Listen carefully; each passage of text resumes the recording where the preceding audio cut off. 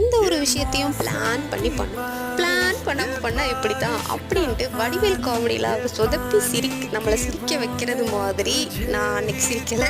ஏன்னா வந்து அது வேறு கைண்ட் ஆஃப் ஹாப்பினஸ். சில விஷயங்கள் நம்ம லைஃப்பில் குட்டி குட்டி விஷயங்கள் நமக்கு பிடிக்கும், நம்ம செய்யணும்னு நினச்சிருப்போம், அது நடக்கும்போது ஒரு ஸ்பார்க் இருக்கும்ல, அந்த மாதிரி ஒரு ஹாப்பினஸ் தான் அன்றைக்கி இருந்துச்சு. மெக்டனல்ஸ் போயிட்டு வரலாம் அப்படின்ட்டு ஒரு சின்ன குட்டி ட்ரைவ் பிளான் பண்ணோம். போகும்போதே சரி இந்த இடத்துக்கு பக்கத்தில் தானே இருக்குது, அங்கே போயிட்டு வந்துடலான்னு சில நேரம் நினைப்போம் இல்லையா, அந்த மாதிரி டவர் பிரிட்ஜ் வந்து எங்கள் வீட்டிலேருந்து 30 மினிட்ஸ் ட்ரைவில் தான் இருக்குது. ஸோ போயிட்டு வந்துடலாம் அப்படின்ட்டு பிளான் பண்ணோம். சென்ட்ரல் லண்டனுக்கு போக ஸ்டார்ட் பண்ணியாச்சு. பில்டிங்ஸ்லாம் லைட்டில் வந்து ஜெகஜோதியாக மின்னிக்கிட்டு இருந்துச்சு.